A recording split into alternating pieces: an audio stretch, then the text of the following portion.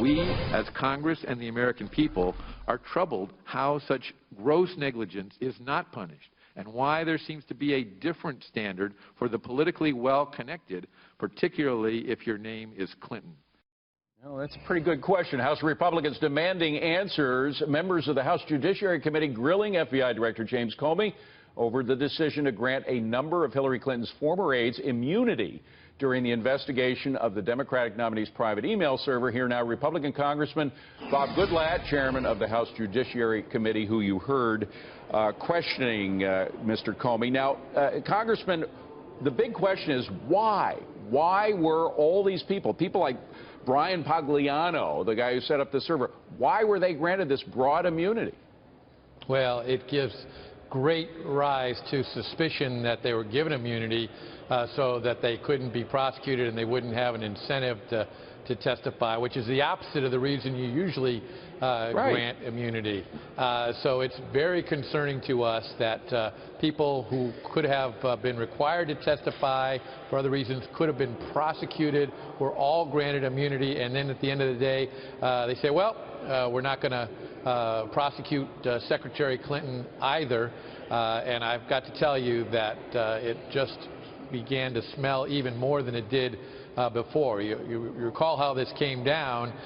You have a year-long investigation, and then you have suddenly the Attorney General meeting on the tarmac with former President Bill Clinton. A few days later, she says, oops, I shouldn't have done that, and because I've done that, I'm going to recuse myself from consideration. No, it just looked awful. But let's get back. After that, you have the FBI director stepping in and saying, I'll take responsibility. If we can get back to this immunity thing, because what happened, just to remind folks, is that Cheryl Mills, the Benghazi committee got formed. They were looking into what happened to all of the emails that Hillary Clinton was sending about Benghazi when she was Secretary of State.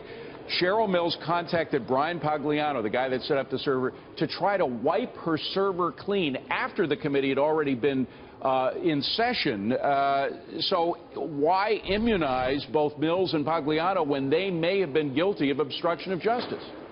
Well, that's correct. And then why would Cheryl Mills, a top advisor, former chief of staff to Secretary Clinton and an attorney, be admitted into the room when the FBI interviewed Secretary Clinton, when she's a witness who's been given immunity, gets to sit there and listen to and maybe even influence the testimony Well, I of guess Secretary the fact Clinton. that we're asking all these questions means we have not gotten the answers that we wanted from the FBI director. And in fact, one big question that Darrell Issa, your colleague, put to the FBI director was why this broad immunity, and Director Comey didn't really answer either truthfully or with full knowledge. Let's just listen.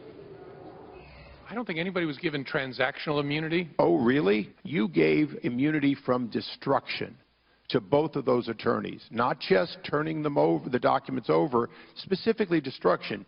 So Comey's answer was either ignorant of what really happened, the transactional immunity, which is a broader kind of immunity, or he was trying to mislead Congress. During the hearing, we called the Justice Department, had them read the letter to Cheryl Mills and to some of the other potential witnesses that were granted immunity to our staff, and we set the record straight at the end of the hearing. We never got a straight response from Director Comey as to why he did that, nor did we get a direct response from the director regarding Congressman, I'm sorry to cut you off in mid-sentence, but we have some breaking news.